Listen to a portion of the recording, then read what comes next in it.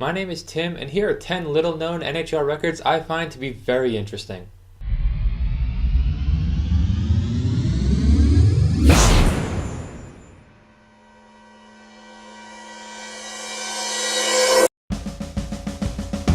When it comes to NHL records, as long as you know the names Wayne Gretzky and Martin Brodeur, you know who holds most of the big ones.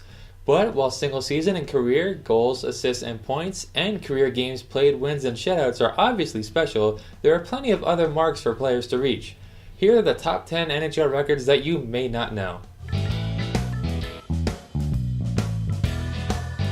Former Quebec Nordique and Colorado Avalanche captain Joe Sakic has the unfortunate distinction of holding down the top 2 spots for this record. He recorded 102 points playing for Quebec in 1989-90 and 109 the following year as the team combined to go 28, 111, and 21 for 77 points, 52 fewer than the next worst team. His 211 points were 149 more than his next closest teammates, Peter Stastny and Guy Lafleur. The Nordiques were so bad at this time they became the first team to have 3 consecutive first overall picks, selecting Matt Sundin in 1989, followed by Owen Nolan and Eric Lindros. Let's take a look at the top 10 scorers on last place teams.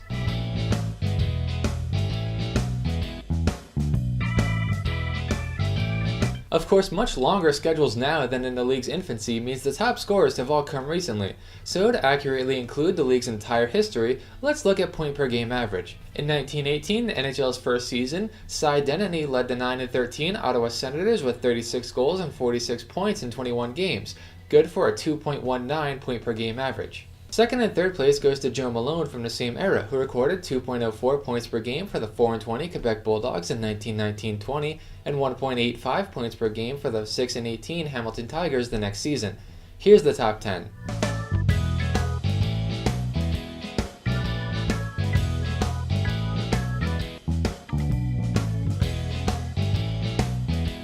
Conversely, the fewest points by a leading scorer on a first-place team with at least a 70-game schedule is Philippe Forsberg, who had 26 goals and 64 points for last season's Nashville Predators, who went 53, 18, and 11 for 117 points. He broke the previous record, recording one fewer point than Ralph Backstrom, who had 27 goals and 65 points for the 1961-62 Montreal Canadiens, who finished the season with a 42, 14, and 14 record for 98 points. Backstrom also broke the record by a single point, as it had been held by Dutch Rybel of the 1954-55 Detroit Red Wings. Rybel had 25 goals and 66 points as the Wings went 42, 17, and 11 for 95 points, the only time in a 14-season span in which Gordie Howe did not lead Detroit in scoring. Here's a look at the top 10.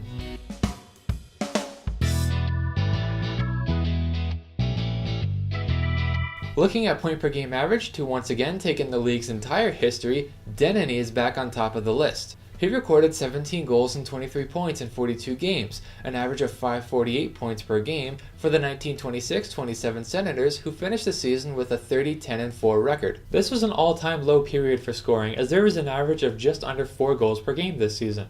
It was even worse 2 years later, as there was an average of just 2.92 goals per game in the year we find second place on this list, as Howie Morenz finished the 1928-29 season with 17 goals and 27 points in 42 games, 642 points per game, for the Montreal Canadiens, who went 22, 7, and 15.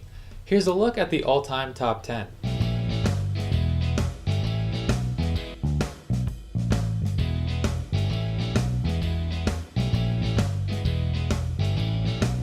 It certainly looks strange when a defenseman records more goals than assists, seeing as they're the ones starting to play from the back end and have a longer distance to shoot from in order to score.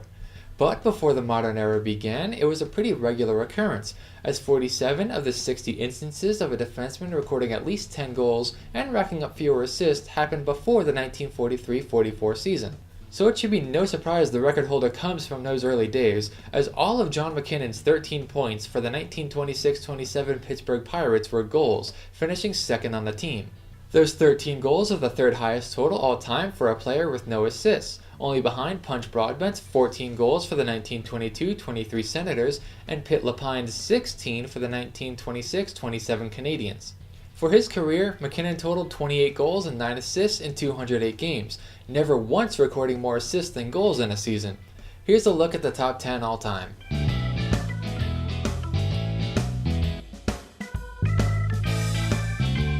The modern-day record is held by Glenn Harmon, who recorded 10 goals and 4 assists for the 1947-48 Canadiens, meaning 71.43% of his points were goals. Reg Fleming is the only other defenseman in the modern era to have more than 70% of his points be goals, a feat that happened 14 times before 1943. He finished the 1967-68 season for the New York Rangers with 17 goals and 7 assists, as 70.83% of his points were goals. Here's a look at the top 10 from the modern era.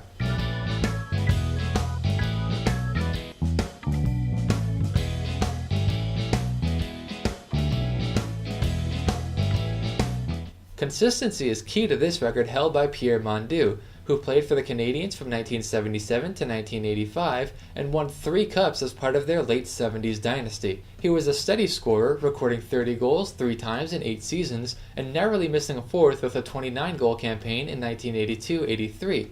He finished his career with 194 goals and 456 points in 548 games for an .832 point-per-game average. His best season came in 1978-79 when he recorded 31 goals and 72 points in 77 games. During his 8 years with the Habs, he finished 3rd in goals and 4th in points, averaging 29 goals and 68 points per 82 games. The record was actually lost by Anze Kopitar last season after a career-high 92 points.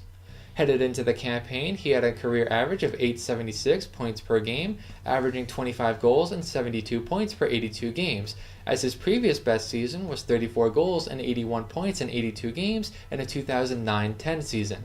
The active player highest on the board is San Jose Sharks captain Joe Pavelski, who, coming into this year, has 317 goals and 697 points in 888 games, good for 785 points per game. His best season came in 2013-14 when he had 41 goals and 79 points in 82 games. Over 82 games, he averages 29 goals and 64 points, though he and the overall record could be surpassed this season. If St. Louis Blues winger Vladimir Tarasenko plays in all 82 games this year, he'll finish the season with 503, and coming into the year has a career point-per-game average of .831. A full season between 69 and 81 points, and the record is his. Here's a look at the current top 10.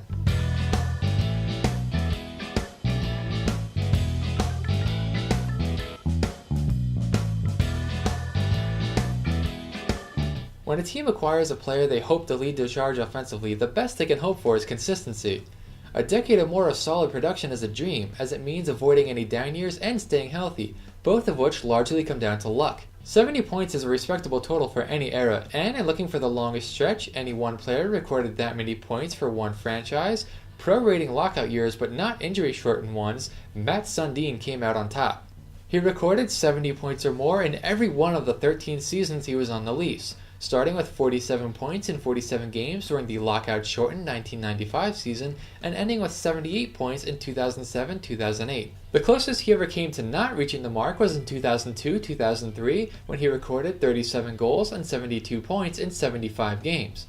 Over his time in Toronto, Sundin recorded 420 goals and 987 points, averaging 35 goals and 82 points for every 82 games. That mark is all the more amazing considering he never played with any other elite players or consistent line mates.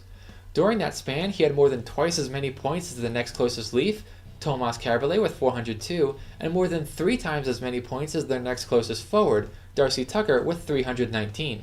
Sundin set the record by 1 season, surpassing Marcel Dionne, who had 12 seasons of at least 70 points for the Los Angeles Kings between 1975-76 and 1986-87. The closest he came to failing to reach the mark was recording 74 points in 67 games during his last season before being traded to the New York Rangers. Here are the 11 players who managed at least 10 straight 70-point seasons for a single franchise.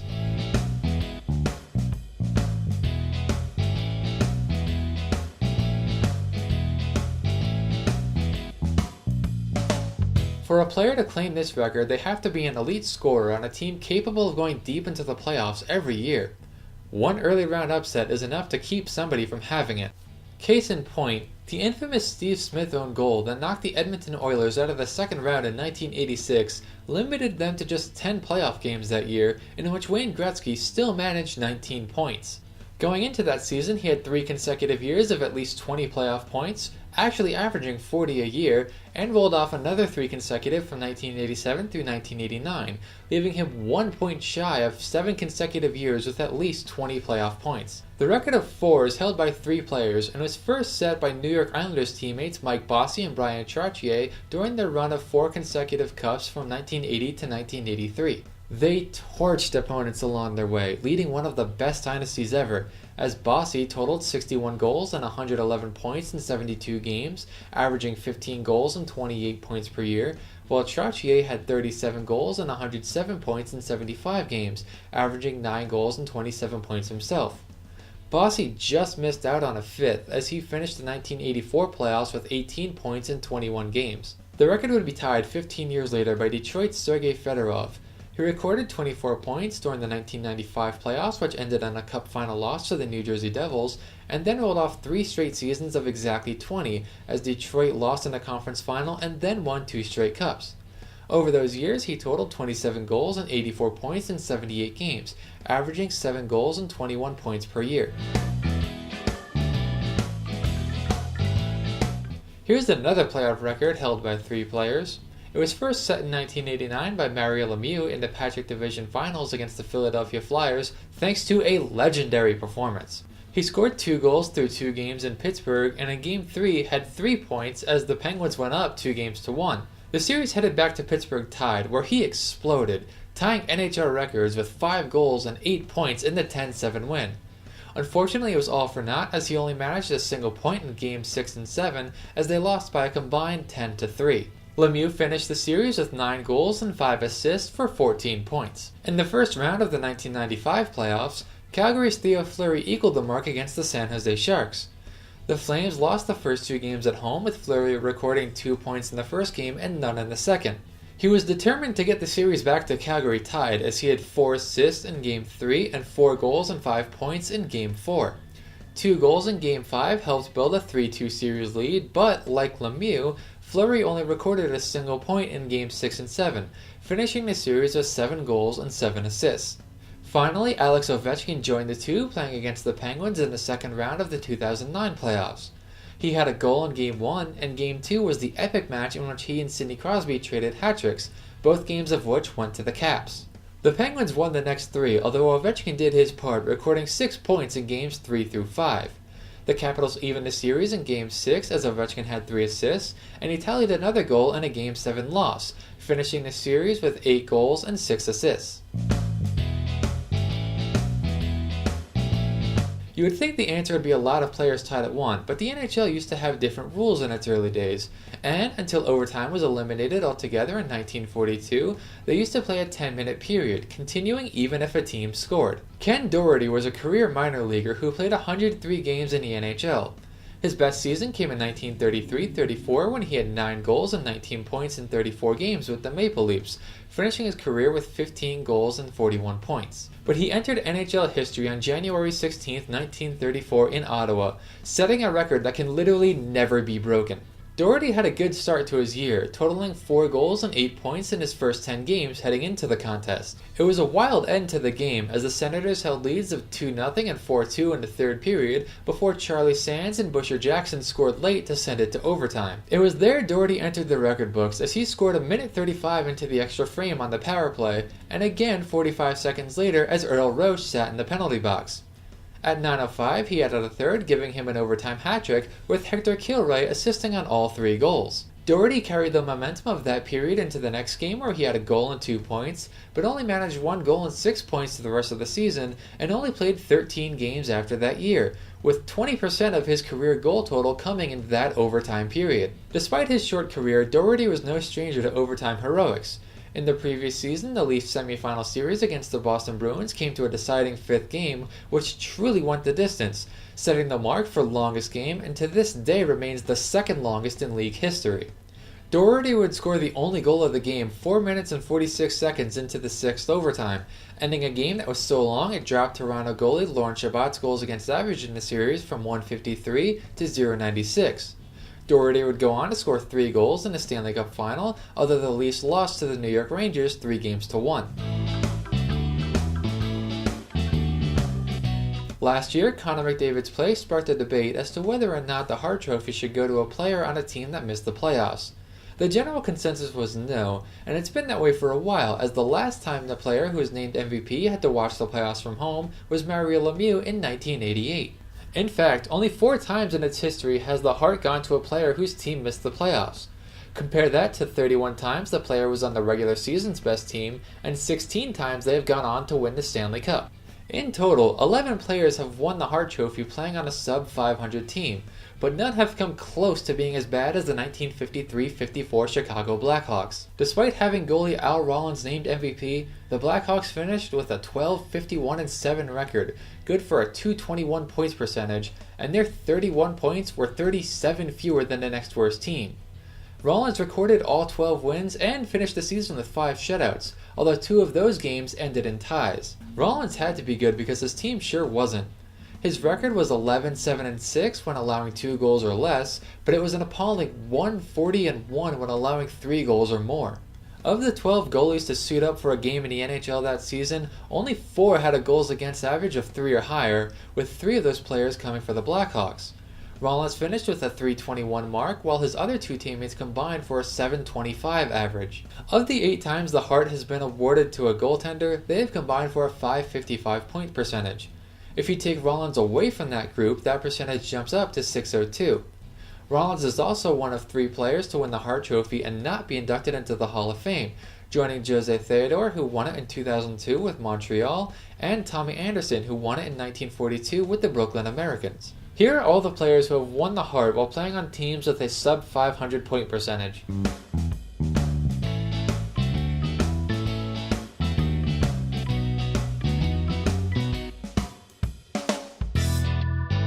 It's great watching a player be inducted into the Hall of Fame, knowing that you were, at some point, watching one of the best players in history. And with each passing year, we get confirmation of just how stacked some teams really were. 20 times there have been 10 players on one team who have gone on to enter the hallowed hall. 6 of those teams had 11 players, but only 1 managed to suit up 12 Hall of Famers in one season, the 1936-37 Bruins. Unfortunately, all that talent didn't help much. They did finish with a 23-18-7 record, good for 2nd in the American Division and 3rd in the NHL, but lost in the quarterfinal to the Montreal Maroons 2-1. This is because the team was transitioning from one generation to the next, and the Hall of Famers represented here were mostly graybeards nearing the end of their careers or up-and-coming superstars yet to reach their prime. They were led in goal by Cecil Tiny Thompson, who played every minute of the season and finished with a .222 goals against average and 6 shutouts. Bill Cowley was their leading scorer, and Dick Clapper, whose number 5 is retired, finished 2nd in goals. Hooley Smith finished the season with 18 points during his only year in Boston between playing for the Maroons and New York Americans. Cooney Wayland was in his 2nd stint with the Bruins and only played 2 more seasons after this one, while Milt Schmidt was an 18-year-old rookie who was still regarded as one of the best Bruins of all time and had his number 15 retired. Bun Cook was in his final NHL season and only in Boston after spending 10 years with the Rangers, while Woody Dumart was in his 2nd season, though he only played 1 game the year prior. Nell Stewart was only 11 games into his 2nd stint with the Bruins before a trade sent him to the Americans. He would end up leading the NHL in goals that season with 23. Legendary defenseman Eddie Shore, the 3rd player to have his number 2 hanging in the rafters, missed time due to injury as this was the only season in a 4-year span he didn't win the Hart Trophy. The final Hall of Famers on the team didn't contribute much, as Bobby Bauer was another rookie who only managed to get into 1 game, while Silvio Mantha only played 4 before retiring. It was his only time in Boston after spending the previous 13 seasons with the Canadiens. The following are the players who make up the other 5 teams to feature 11 Hall of Famers on the roster, as well as the list of 14 teams to dress 10.